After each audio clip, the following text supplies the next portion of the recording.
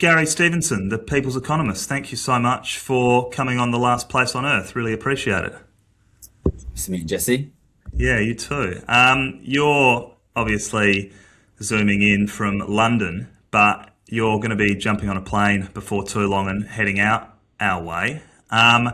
Look, we're in Australia. The name of this show is The Last Place on Earth. It kind of sums up, how it often feels to be down here. We're a long way from, the seat of global politics, the seat of the global economy. There may be some people who, like me, until not that long ago, don't know that much about your story and what your message is. Could you just kind of give us a whistle stop introduction to Gary's economics? Like, what's your origin story? Yeah, so I grew up in East London, Essex, traditionally poor part of London. Yeah, pretty poor family, very good at maths. East London is where sort of the big finance district is. So just, you can't see, just over here is all the skyscrapers. I saw them going up when I was a kid. And I think me and basically everyone else who was good at maths was like, yeah, I'm going to grow up and get a job in these skyscrapers, be a millionaire, not really knowing what we was doing. Yeah, I worked quite hard. I did get expelled from school for selling drugs, but then I got my head down and got into the London School of Economics, which is a dead fancy economics university here in London. And when I was there, I won a card game competition. This sounds crazy, but it's true. Um, Basically, my plan was to get a job at a bank, but you need to get an internship, and it's basically impossible unless you're rich.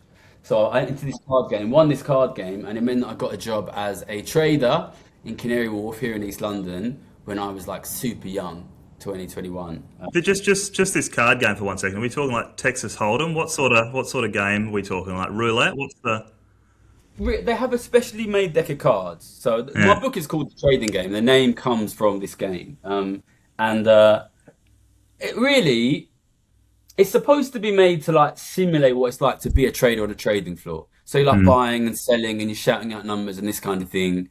But really, the game itself is a pure maths game, a pure numbers game. And when I was a kid, like maths was like my thing. Like, obviously, I'm super cool, but maths was my thing when I was a kid. Yeah. And like I won loads of competitions. I've got here. I didn't put this here on purpose. This is me winning the 1999 London East Mathematical Challenge. Oh Can you yeah, see I've, that? I've got I've got hockey trophies that look like that, but mine weren't for Yeah, maths. yeah, this Yeah. kind of thing. So I treat it as a maths game basically. Yeah. Because obviously here you go to LSE, it's dead posh, and like the only way you're applying to all these internships when you're 19 years old, you don't even have your grades yet. You're competing with all these rich kids who've done crazy shit like like founded the Junior United Nations or like played the clarinet at the fucking Yeah. Royal Albert Hall or something. And then Yeah. I heard that you could win getting through this one game, and Yeah. yeah, I loved games and I loved maths when I was a kid. So I just Yeah. entered, So yeah, I won the game, and that's sort of the intro to the story basically. But it yeah. led to me getting a job on a trading floor and without having any idea what I was doing, because normally you have to do all this networking, you have to go finance society events and meet all these people. But I got my job through like winning a card game basically, and Mm. it meant that like it's kind of this comedy situation. Before then, like I was working a weekend job fluffing pillows at a sofa store next to a Mm. sewage works in Beckton called Mm. DFS. And then Yeah, I know. suddenly Yeah. like, I'm on the trading floor, like, and this is the kind of the whole basis for the book basically. But I started working full time in 2008, Yeah. which you will probably know was the year of the Lehman financial crisis. Mm. Um, and like I turned up, 2008 was 21 years old. And like I was just my whole plan was basically like try and like buy everybody Nando's, carry everybody's lunch home. This is like my whole plan. And then I'm Yeah. sitting on the trading floor like a kid from like the ghetto down the road, basically, like Yeah. watching like Lehman financial crisis, just carrying people's coffees. Yeah. And my job was interest rates trader. Okay.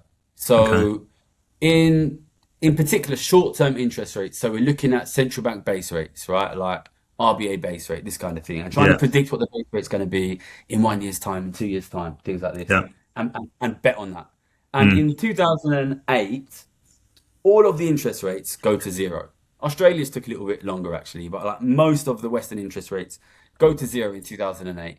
And then Yep. our job becomes betting on when will those rates come back up, which like economically is a really interesting task because like basically you're betting on when is the economy going to like go back to normal after Mm. 2008.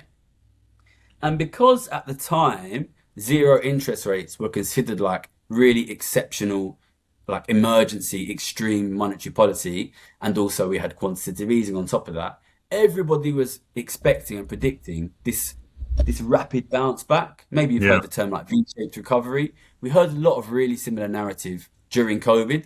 There's going to Mm. be like this massive because we've got so much stimulus. But obviously we know now that that massive bounce back didn't happen. And actually after 2008, we basically had, 12 years of zero interest rates, 13 years of zero interest rates, long stagnation.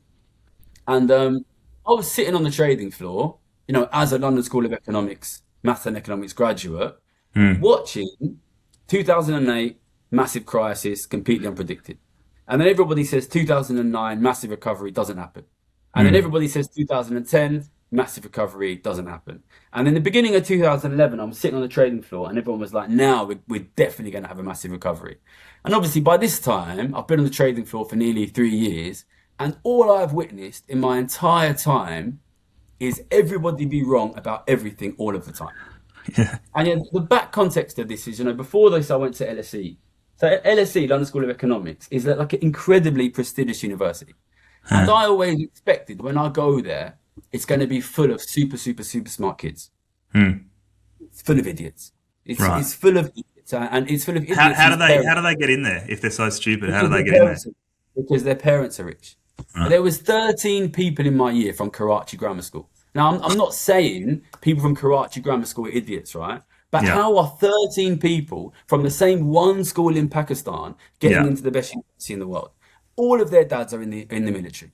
Mm. All of their dads own the country, or they're prestigious businessmen. And I think what you see at LSE is there are smart people at LSE because people are going to get mad at me. But Yeah. like what you see at LSE is the same thing you see at Citibank. If you read the book, I land on the trading floor, and there was a guy there who was working with me before he was a trader. He was a rugby player, Yeah. and I was like, how did you become like a trader? I've got like a maths degree, you know what I mean? And what Yeah. what you see is through going to elite universities and working on the trading floor and watching these 4 years of just continual misprediction, is that basically we're being run by a bunch of posh idiots, really. Mm. And Mm. to me, that was incredibly exciting for one specific reason. If these guys are idiots and I can predict better than them, if I can figure out what's really happening, I'm going to make a fucking ton of money. So I became basically obsessed with understanding why is the economy weak? Why is the recovery not happening? Um, Were there other people? Were there other people who were on that trading floor with you who saw the same stuff you did and had the same reaction, or was it literally almost like a uniform assumption that oh well, it's always come back before, it's going to come back again. This is just how this whole system works. Yeah, so I was quite lucky. So I worked in this area. Um, so technically, I was in the foreign exchange department, and foreign exchange before 2008 had become a very unfashionable area of banking. And in particular, I was working in what's called G10, Rich Rod Foreign Exchange. And because of the creation of the euro, the number of currencies traded in that department had been cut by like half just a few years previously, which meant that they'd had to like fire like half of their staff, which meant that basically nobody had been hired in that department for like 20 years, or very, very few people. Yeah? It was an incredibly unfashionable area of banking. And for that reason, what we got was some older people who hadn't come through this elite university system. So I was really lucky. There was one guy in my team, came from Liverpool, very working class background, didn't go to university. He'd got himself a job at Halifax, which is a high street bank, when he was a teenager, and he'd worked his way up over 30 years to being the top trader at Citibank, and he was a fucking genius. And he knew that we were surrounded by idiots, and he'd made efforts to hire like some other young kids who were like not so sort of just like university brain. So there were some guys I worked with who were sort of seeing through it, and that's probably one of the reasons why. But most people, I think because most people come through the same elite universities, they're just not really trained to be critical. I think they're very much like, we're the smart guys, we know what's going on. Like even later on, so years later, I quit this job and I went back to university. I did a master's at Oxford, and I wanted to speak to one of the professors. We had the lecture about interest rates, and obviously, as I've told you, this is 2017. So by then, we'd mispredicted interest rates aggressively for 10 years. And I asked the professor, why have we been so bad on interest rates? And he said to me, 2017, no, you're wrong. We always knew rates would stay zero for 10 years, which is just categorically incorrect. But And is it partly because these people you're talking about, like the system that they are kind of trusting in to bounce back and repair itself, has always done them just fine? Like the system's always worked for them, so they just assume that it's going to work forever. Like, is it kind of like a generational thing where these people just come from, from the establishment, from the British elite, whatever? Their fathers were in the city, their granddads might have been like landed gentry or aristocracy or whatever. So they just kind of assume, basically speaking, everything's broadly going to kind of carry on okay. Is it like a class-based thing to that extent, do you reckon? you know what I think it is? I think it's to do with the culture of wealthy families and what life is like being a young man from a wealthy family, because it is pretty much always men in these spaces. So I come from a poor family, so I don't have this, but if you come from a very wealthy family, you go to elite private school, then you go to elite university, then you get an elite job. The truth is, your life has been kind of spoon-fed to you. And as long as you don't, like, all of your mates from school will have the same life path. As long as you don't fuck up, you are going to get an elite job, and you're going to get a beautiful wife and a big fucking house with a nice big fucking garden, and your kids will go to the same elite schools. Like, that is life for a wealthy young man nowadays. So, but what is the one thing you can do to fuck that up? Step out of line, piss off your dad, piss off your family. That is the life of a wealthy young man. So these guys' incentives from a young age are: don't buck the trend, don't step out of line, don't fuck about, do what you're told, and you will get everything you fucking need in life. I think that is the life of the elites, right? So these guys, whereas if you look at, for example, the situation of somebody like me from a poor background, if you don't step out of line, if you don't excel, you're fucked, right? So we have very, very different incentive systems in life. So I think most people who come from very wealthy families, they have very much inculcated within themselves that idea: don't step out of line, don't fuck up, don't question, don't fuck around. And then they get beautiful wives and beautiful houses and beautiful clothes. They get all the luxuries that they need. So I think that's just the way that elites are generally going to be. I think that's the way elites are generally going to be. I think that's why they're like that. All right. So what was it actually? So that's the sort of the structural background, or like that's the outcomes of the trading floor. What's the experience of the trading floor like? Like, was it worth it for you? Yeah. You did it for what, 5-6 years? Like, Yeah. is it a lifestyle that I know I haven't read your book, but I'm familiar with. I've read enough about your book to know that in the end, it's clearly kind of wasn't working for you. You are what you are now because obviously at some stage you were like, nah, this ain't it. But like, was there a time where it worked for you? Do you think it's a lifestyle that does work for some people? I mean, obviously, lots of people do it for their entire lives, however long their professional career might be. In some ways, at the beginning, I loved it. The first thing to say is, and people tell me it's changed now, it was fucking mental. It was like kind of the Wild West. Like, obviously, massive room, all these long rows and rows of men back to back. There are some women in there, but it's mostly men back to back with these massive walls of like 9 screens. All of these noises, shouting out, people shouting, swearing, fighting, lots of testosterone, lots of masculinity. And when I first walked into trading floor, I just turned 20 years old.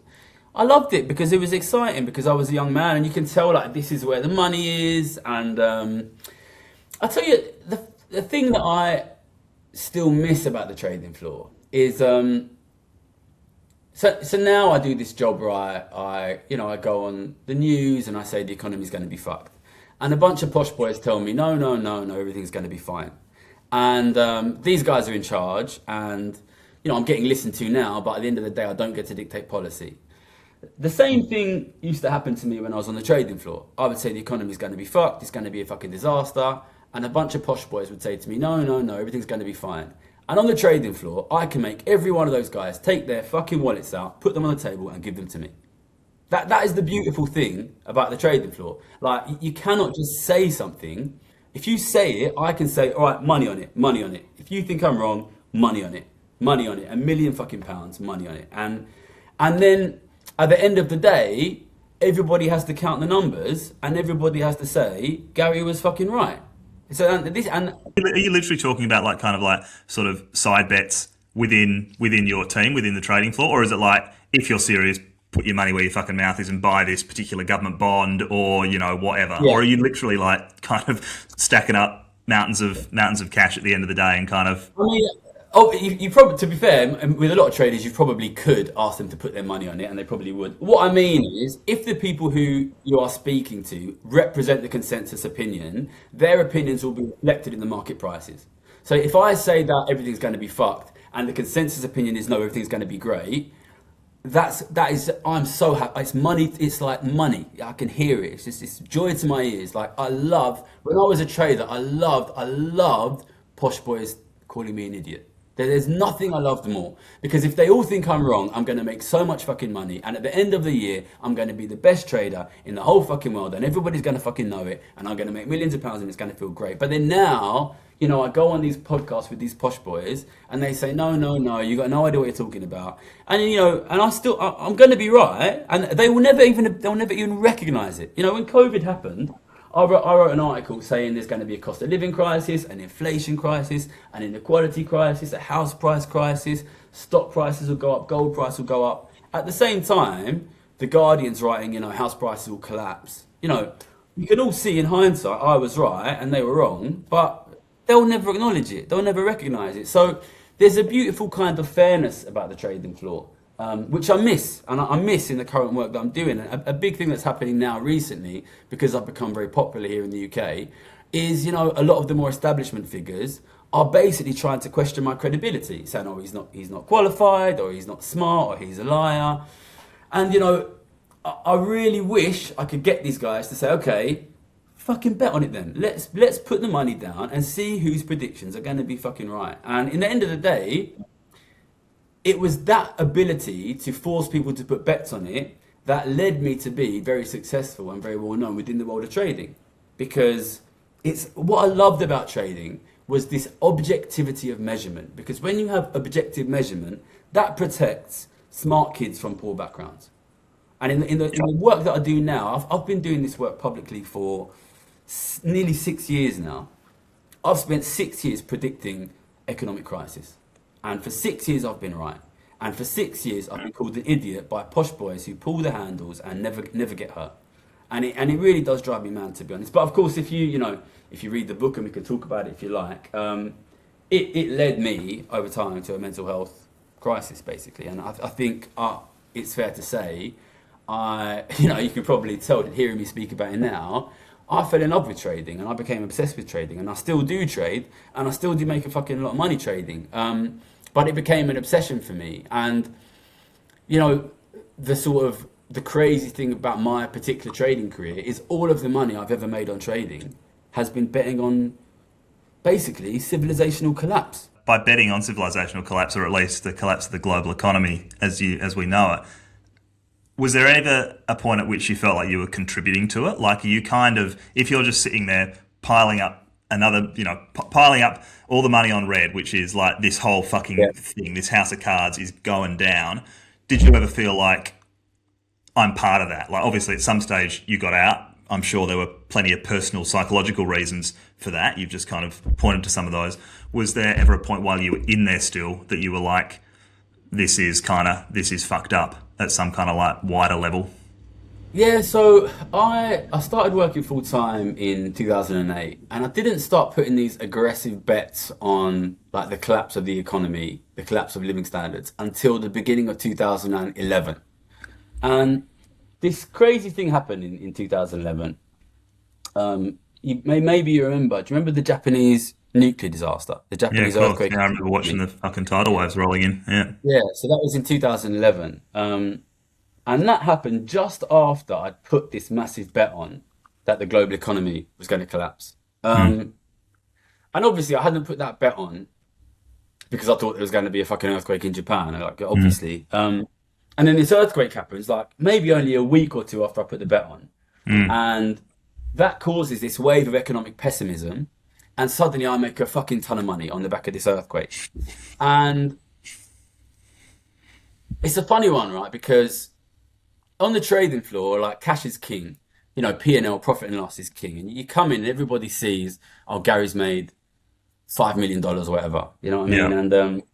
And I just hired this junior, and I remember this junior like looking up to me like, oh, Gary's such a good trader. And I remember thinking like, do you think I fucking predicted this fucking earthquake? Do you think I sort of you caused this kind of earthquake? But then obviously when something like that happens, what it makes it clear to you is like obviously I did not cause the Japanese nuclear disaster. Just to be clear, not your Yeah, fault. Yeah.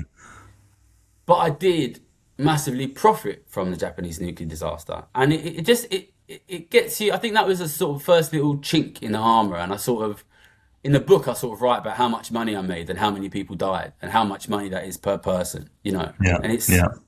like obviously it is just as obvious that I didn't cause the global economic disaster, Yeah. but I was profiting from it. And you know, I'm not a philosopher. I don't think it's wrong to profit from these things if you are also doing whatever you can do to stop them from getting worse. Yeah. But the truth is, you know, there's a conversation sort of later on in my book with actually a very posh, wealthy Australian junior who started being my junior when I was working in Japan.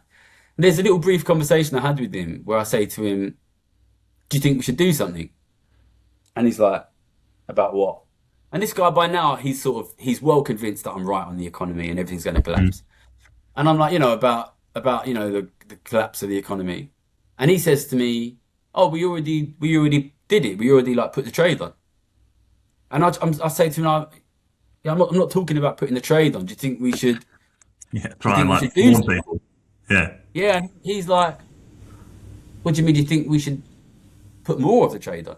And I'm like, "No, I'm not fucking talking about the trade. Do you think we should fucking do something about the fucking economy? You know, should we fucking stop the economy fucking collapsing?" And I remember it like it was yesterday. This guy sort of he looked like Jared Kushner, but like more muscular, massive guy. And I remember him looking at me when I was saying that.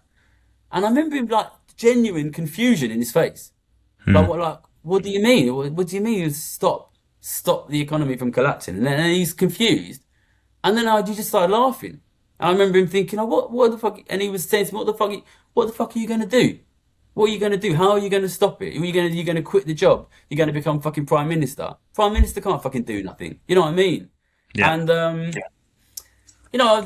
this conversation was back in 2012, 2013. And sometimes I still ask myself, was he right?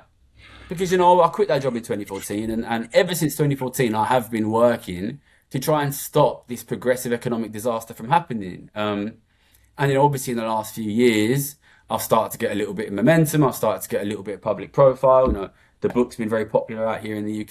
The YouTube's very popular.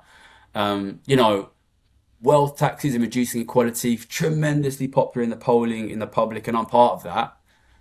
But have we stopped it? No, we haven't. You know, are we close to stopping it? No, we haven't. So for me personally, I don't turn around and point any fingers at people who are profiting from the fucked up society that we lived in, the fucked up economic situation that we have. But the question I ask is, are you going to help us stop it? Yeah. Are you going to help us stop it? Because we all have to find our ways to live in the fucked up situations that we have. But I personally think now we do also have a responsibility as political actors. Because the truth is, you know, those top level politicians who you might maybe think, or your viewers or listeners, readers maybe think are going to stop it, they're not going to fucking stop it. They're profiting from it in most fucking cases. The people who are going to get fucked here are the ordinary men and women, the Australian public, the British public, and the people who are being paid to protect them, the politicians, the economists, the financiers. They're going to win. They're going to make money. So, you know, I don't point no fingers. I don't lay no blame. But, you know, what I try to tell the British public, what I'm going to try and tell the Australian public when I come is, the fire brigade is not coming. This gets worse and worse and worse for the ordinary people. Are you Yeah. going to take that? Or are you going to fight back? So what have you done about it? You've left the trading floor. You've been out of the game, like in a full time sense at least, for the last decade or a bit more now, and you've become what you might describe, I don't know if you use this term yourself, as one of the world's foremost economic influencers. Effectively, you started a YouTube channel. That's what you decided to do. But I know you've also spoken briefly about how kind of at first you were trying to get stories in the newspaper as well. You were writing for for the Guardian, for Open Democracy, publishing pieces. Maybe you still do that as well alongside the online stuff. Can you just briefly explain sort of how you got to the position you're in now and why you chose to go down the route you have, sitting at the kitchen table, kind of with the cameras on? Yeah, so I quit in 2014. Wanted to do something about inequality. Didn't really know what to do. I was living in Japan at the time. Came back to London. I started to look into the political left because that's kind of the obvious place to go if you want to do something about inequality. I volunteered for a kind of lefty think tank here in London called the New Economics Foundation. I met some nice guys, but they weren't doing anything on inequality because they couldn't get it funded. I made a little website, and then I kind of realized, like, if you want to make any traction here, you're either going to have to go into the media or go into academia. I didn't want to go into the media, so I went and I did a 2-year master's at Oxford, and basically tried to convince a bunch of the poshest people in the world, wearing bow ties and capes in castles, that inequality was the economic problem. And So that that didn't really work. they are actually posher than the city boys in Canary Wharf, the Oxford Dons. In many ways, yeah, really, in many ways. Because I think if they think about it, if you're to be an economics professor rather than a trader, you've turned down millions of pounds so that you can be a wanker in Oxford. You'd have to be posh to make that stupid choice, right? You have to be good to be posh. So, and then I was Where did you feel more at home? More at home on the trading floor in Canary Wharf or Japan, or clearly, I mean, maybe you answered the question already, but more at home in Oxford. Where was kind of 100% the trading floor. The trading floor. The trading floor has this myth of the Cockney wide boy that in yeah, reality doesn't really exist anymore. I guess you understand what that means out in yeah, I Australia. got it, yeah. When I walked up, I was the personification of the myth of the city of London. So That they loved anybody you. can They were all around you. They were all kind of like, oh my god, he's finally here. The guy we've all I've sort of never like, been more popular. I've never been more popular than I yeah, was, yeah. yeah, Despite what you may read from my former colleagues who are not happy with the book, I was sure, never more popular yeah, than I was on the trading floor. Yeah, yeah. they loved All me. right. So Oxford and LSE didn't really pan out for you. What got you on YouTube? How did you kind of how did that transition happen? Okay, so after that, I was like media. Started trying to get into media like late 2019, early 2020. COVID happened, and that was really obviously going to be terrible for inequality for anyone who was looking, which was almost nobody. Tried to write an article in the Guardian, got ignored. Got picked up by Open Democracy. A guy called Laurie McFarlane published it for Open Democracy, basically predicting cost of living crisis, inflation crisis, all of this stuff in March 2020. That article did really, really well. Guardian finally mailed me back, come write for the Guardian. So I wrote for the Guardian. I had a little spell of like writing for all of the newspapers in 2020, and just writing in all the newspapers there's going to be economic collapse, massive economic collapse. And then I remember like one of my mates coming to me and saying like, "Is that really going to happen? Is that going to be an economic collapse?" And I was like, "Yeah." And I come from quite a poor background. This mate is like not rich, and he's like, "Oh fuck, like, what should I do?"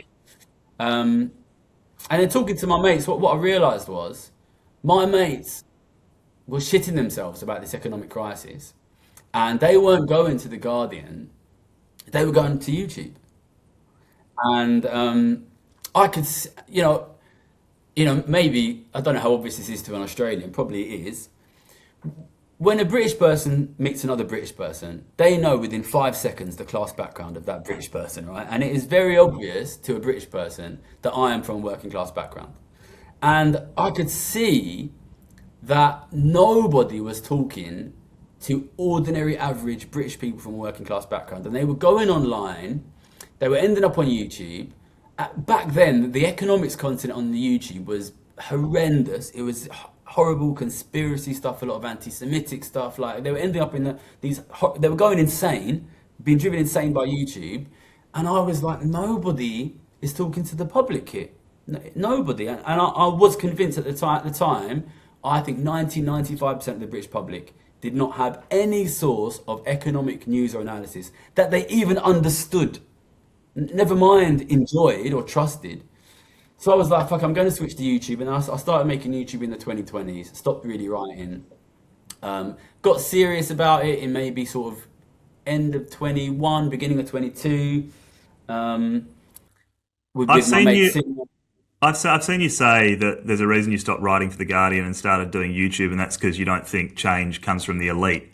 You think it comes from the public, from the mainstream. Like, what does that change look like for you? What is your theory of change? You have to stop inequality of wealth increasing. That's the first thing. You could argue that's a theory of non-change, because if you don't, at the moment, what we have at the moment is change. What we have is aggressive increase in inequality of wealth, specifically wealth. So this is not about who has what good job. This is about who owns the assets. You're seeing that collapse of government wealth, collapse of middle class wealth, working class wealth is gone about 20 years ago. And that wealth is all being accumulated by the super, super rich. I cannot see any way of stopping that from continuing unless you fix the tax situation. Because at the moment, in most Western countries, working people pay 30, 40, 50%, and wealthy people who own the wealth pay 5%. It's insane. And these guys are making passive income 50 million, 100 million. It's, there's only one way that goes.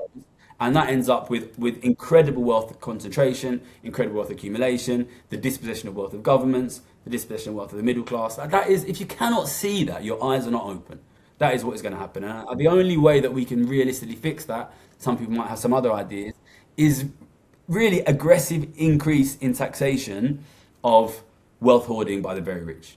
Yeah, these guys are paying zero. These guys are paying zero while you pay 40%, right? Like you need to fix that. And my strategy to achieve that so far has been to fill an incredibly vacant space of explaining economics to the public on social media. It's been very successful. Yeah, as you say, I'm one of the biggest economics influencers, I guess, in the world. We've built up a big public support. Now we're at this really weird space where the public overwhelmingly want it. So it polls massively favourably, even amongst conservative voters, reform voters. So that's the centre-right and the right-wing party here in the UK. Even their voters want wealth taxes. And yet the centre-left party, which is in government here in the UK, the Labour Party, seems aggressively resistant to it. And it almost seems like they kind of hate me. They sort of throw little jibes at me in Prime Minister's questions and things like this. And that hasn't changed at all, even as your followings kind of like increased hugely over the past couple of years since the last election. Say that hasn't changed within the government. It's got worse. When I used to write for The Guardian and nobody knew who I was, they used to speak to me. Right. Now I'm like the biggest YouTuber and political YouTuber in the country. They fucking hate me. So does that mean your strategy is not working?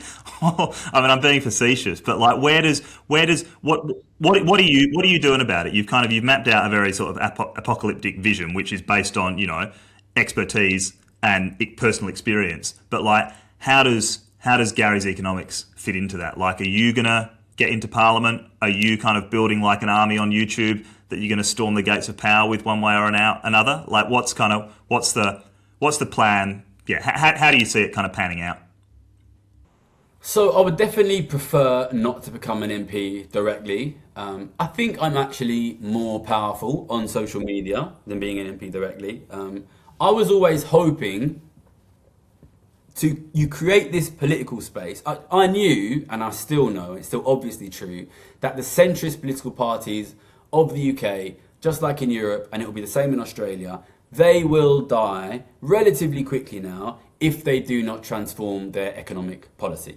I think that's, it's already happened in Europe. The only reason it's not happened yet in the UK or Australia is because of the political systems which make it difficult. It will happen because public support will die. So I think Labour, and I don't mean this in an aggressive way, like UK Labour either they start listening to me or they will die. And it's not a threat. But the fact is, their current economic plan will fail. They are phenomenally unpopular. Keir Starmer, the current Prime Minister, is phenomenally unpopular. They will fail to deliver on living standards. They will fail to deliver on the economy. And I think Labour see me and they think when I say things like that, I'm threatening them. My plan A is to fucking save them. Because I think if they die, the people who will win the election will be Reform, which is our far-right party. They will cut tax on billionaires. They will see living standards fall. They will incite further racial tensions in the country. I think it will, what I want is to save Labour. And I guess I need to work on my communication style because it doesn't seem like that message has gotten through. What about Zach Polansky and the Greens? I mean, they seem to have picked up your proposal for a wealth tax pretty much wholesale. I know that you do get an audience with Zach. I've seen you on his podcast. Yeah. What about going all in on the Greens as kind of the counter to Farage and Reform, or bashing your head against a brick wall with Keir Starmer's Labor Party?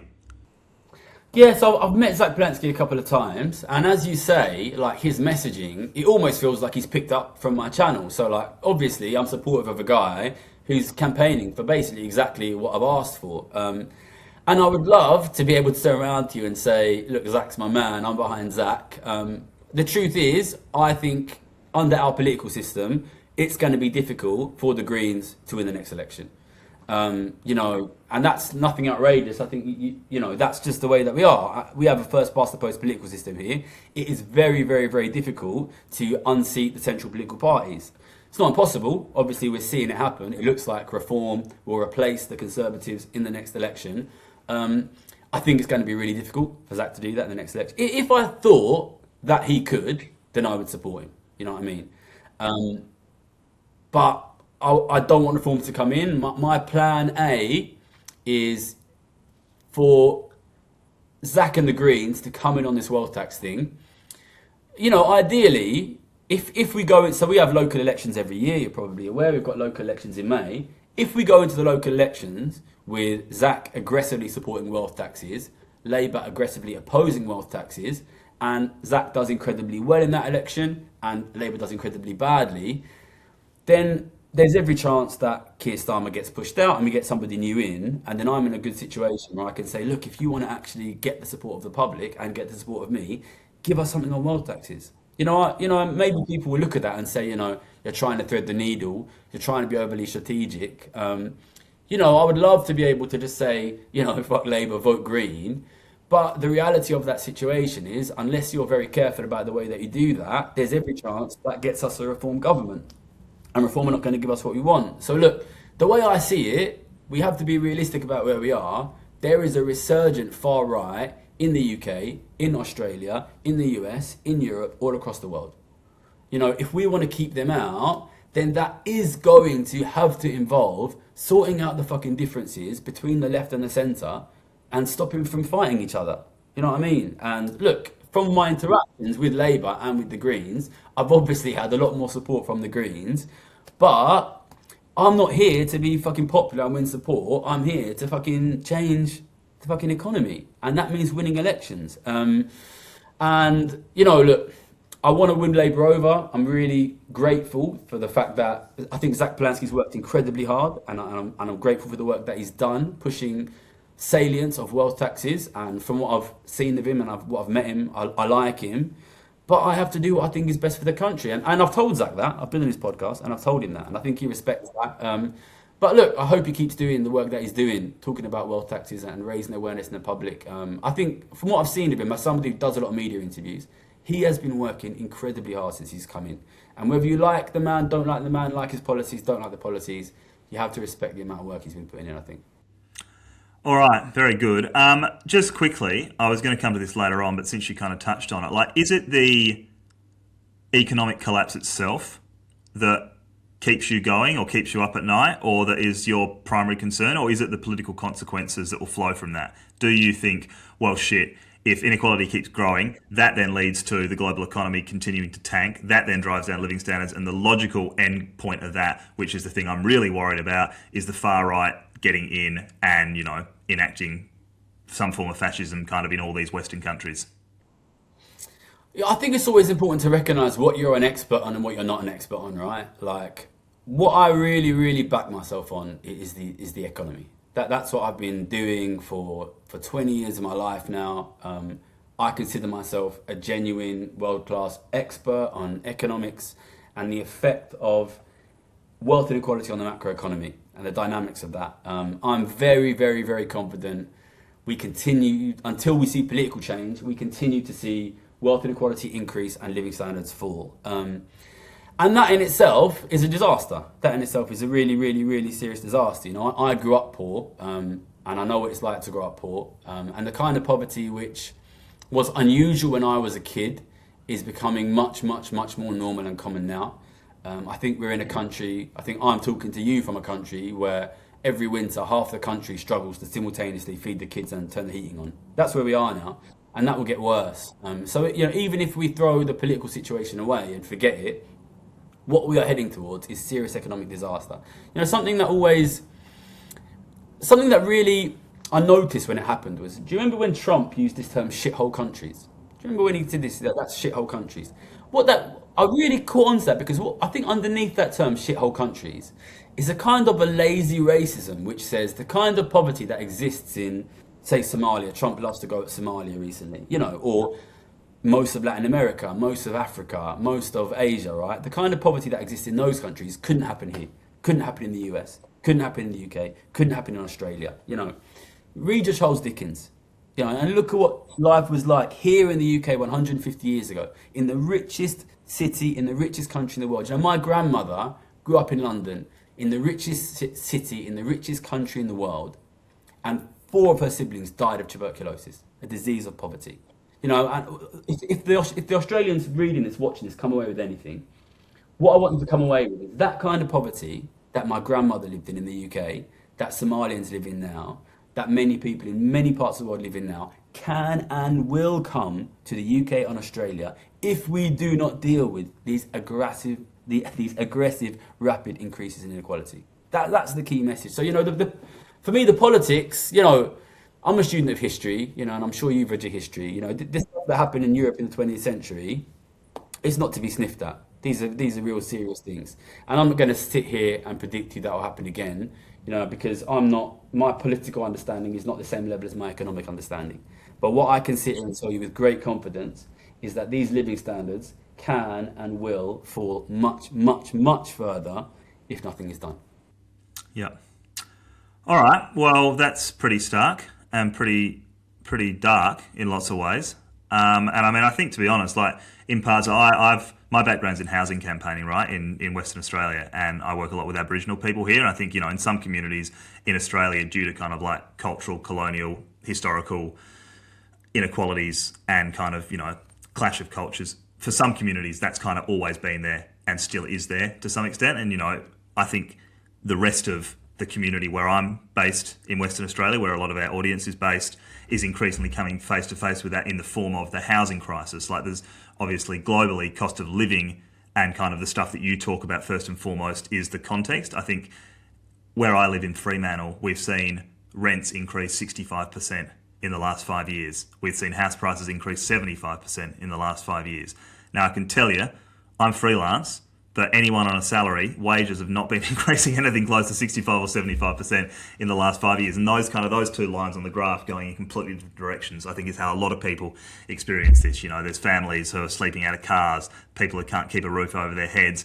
And the single biggest thing that lots of people say is it's just insane that in a country where we have so much money coming out of the ground and being shipped off overseas that we can't get houses built. No one knows how to fucking build enough houses to house the population that's already here. So I think there's like a lot of stuff that will resonate really strongly in what you're saying when you get out here and come and tour the East Coast and the West Coast of Australia next month. Like, do you have people from Australia getting in touch already? Like, is your message resonating? Is it being picked up? Is it cutting through, do you think, over here in the same way it has in the UK? I think it is.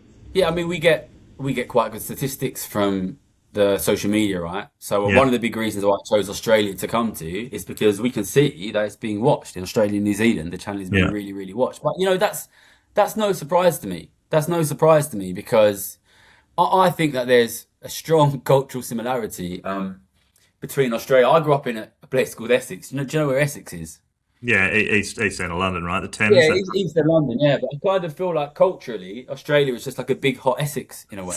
I think like the cultural values are like quite similar. And you know, I think Australians like to think of themselves as an egalitarian people where we're all on a level where everybody gets a fair go of it, where it's a fair country where if you work hard, you get your desserts, you know what I mean?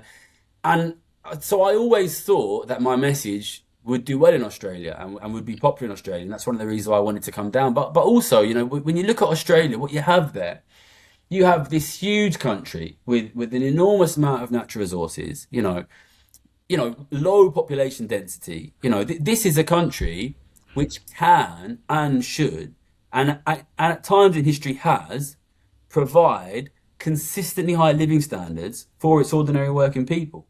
But, I want you to look internationally and see, 30, 40 years ago, there were these oil discoveries in Norway and in the UK. And one of those countries said, we're going to protect those natural resources and use those natural resources and the wealth of those natural resources to give a good standard of living to our people. And one of those countries says we're just going to sell it all to private interest. And look what happened. Look what I want when Australian people listen to me and look at what's happening in the UK. I want them to see what could be their future. Living standards can fall a long way. There are a lot of big, extremely rich in natural resource countries in Africa which have phenomenally low living standards. Australia has all of the potential to be a phenomenally high living standards country. And the only thing that will and is preventing that from happening is high and growing inequality. And that to me seems to go against everything that Australians seem to believe in culturally. So I'm really keen to get there and sort of give them a kick up the arse and say, listen, don't let it go, because Australia had a good thing going and you're losing it. You're losing it, and you're losing it to the billionaires, just like we are. just And we help um, the power.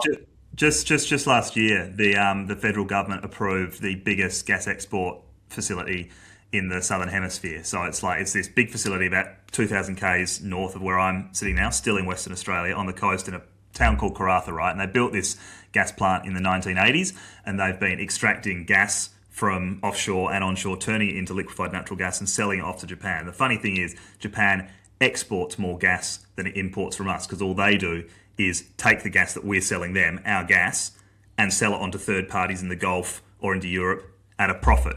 Now, the gas companies pay almost no royalties, pay almost no taxes back into the economy. And I was up in Karratha, this town where there's been a massive, massive mining boom for the last 10, 15, even 20 years, and where this old gas plant's just been approved to run for another 50 years, pumping gas, Australian gas offshore. The rent in Karratha has gone up 400% in the last 8 years. So since 2017 to now, people are paying 4 times more to keep a roof over their head than they are in Karratha. Now, there's been a mining boom, but the wages have definitely not gone up that much. So I think it really does what you're talking about when you're talking about Norway and UK and North Sea oil. We're seeing that right here, right now. So I think it'd be really interesting to get your take when you come out here and talk to people at your shows, or however you engage with the locals. Because I think there's some real commonalities that will be interesting to explore. Is there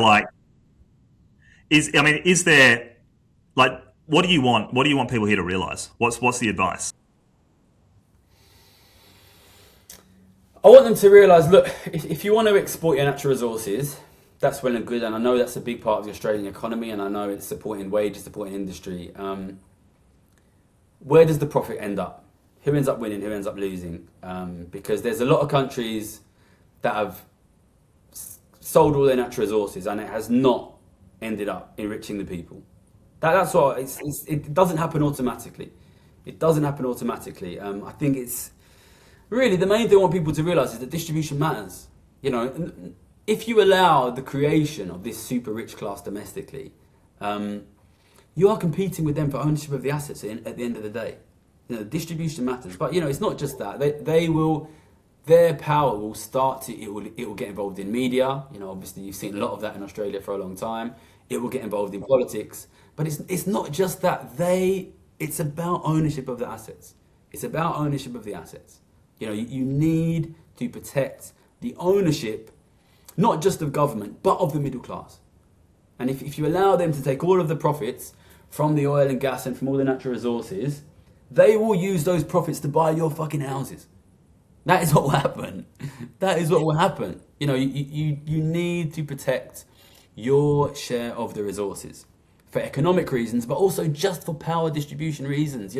When the US was founded, you look at the US Constitution and you see there's an obsession in it with distribution of power. Because these people had come from a Europe which was the richest place in the world, but all of that wealth was being used to protect a tiny elite, and the vast majority of people lived in desperate poverty. That does not just happen in shithole countries. It happened in the UK. It is the whole of the history of Europe. And Australia doesn't have that long history of extremely high inequality with an impoverished majority. Australia has done a good job historically of protecting its majority and having a relatively egalitarian society. That is being lost now. And if you lose that, a lot of bad things can happen. But most obviously, the thing that you will see is loss of affordability of housing.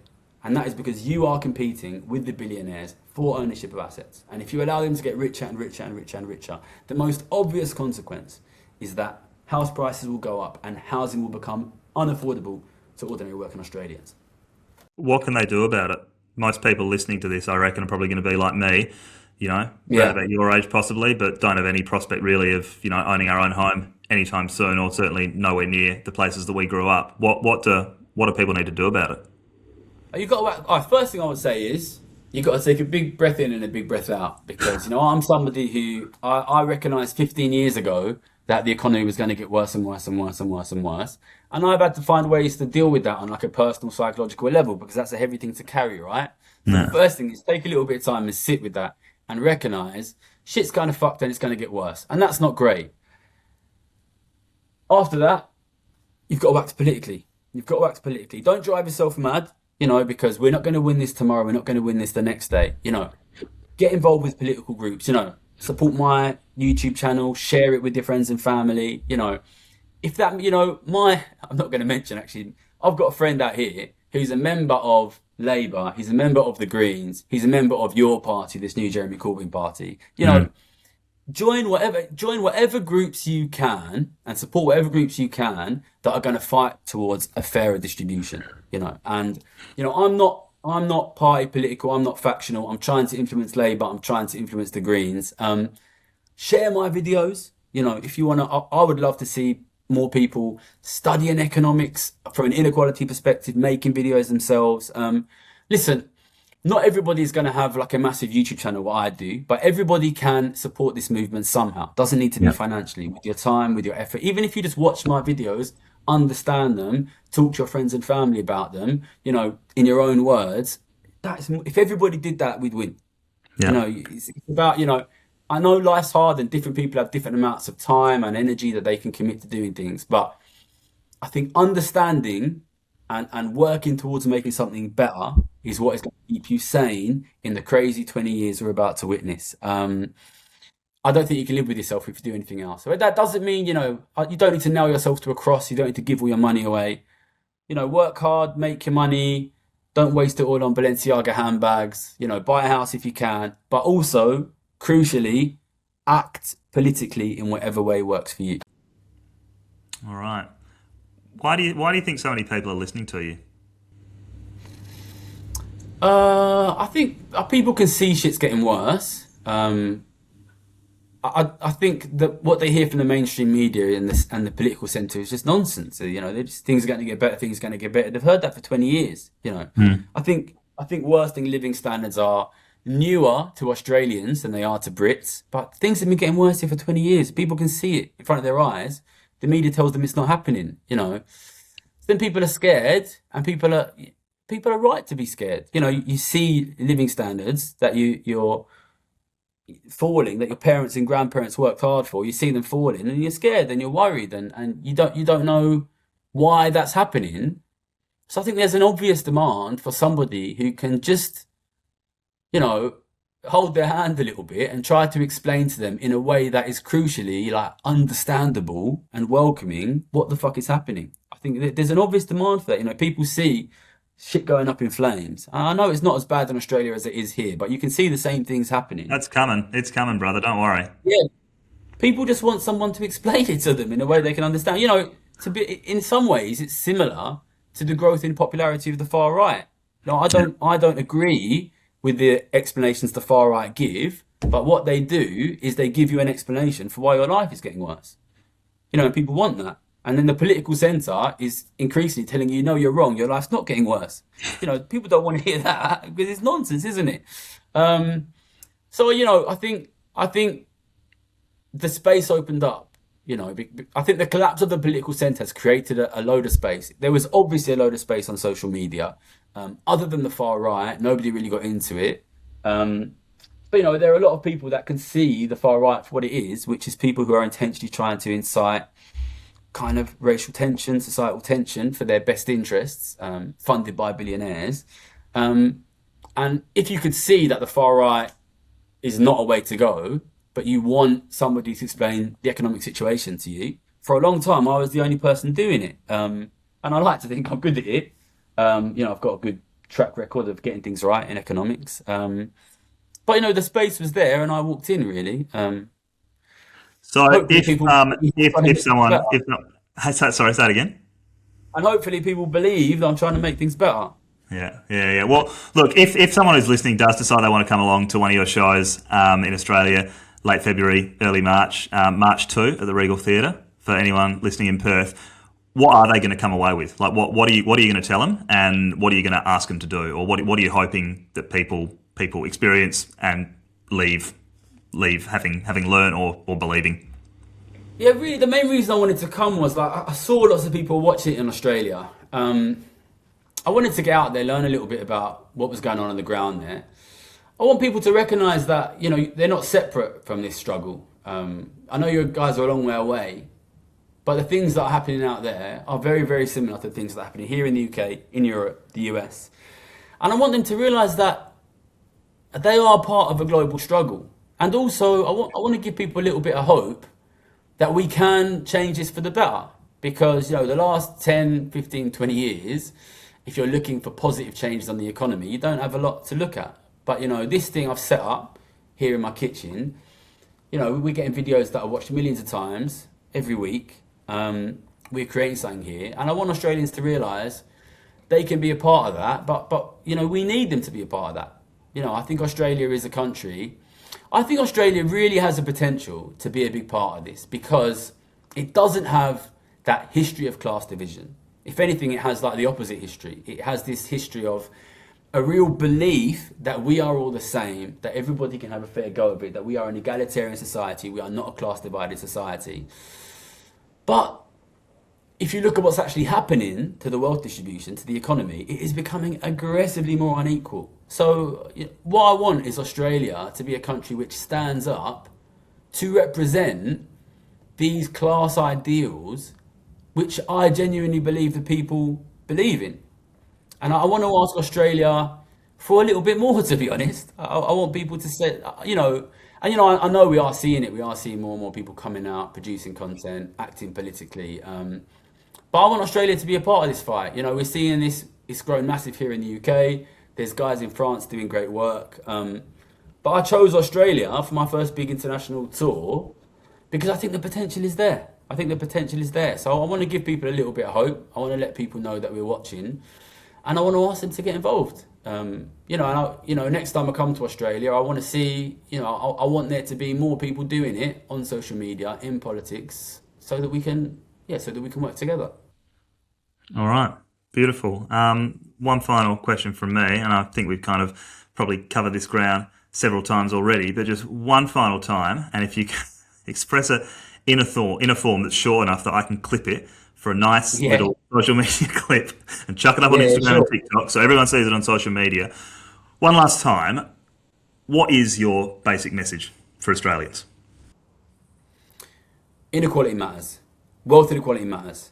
If you allow wealth to get more and more and more concentrated, ordinary Australians will lose their ability to own homes, to have good financial living.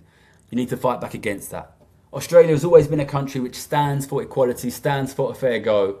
If you allow the rich to take more and more and more, it will not be possible for ordinary people to have good quality of life. Fight back against it, tax the rich more, tax wealth not work, and help us fight it. All right, and start by going along to see Gary at his Australian shows Yeah, if you can, if you've got in a time. few weeks' Yeah, that'd time. be good.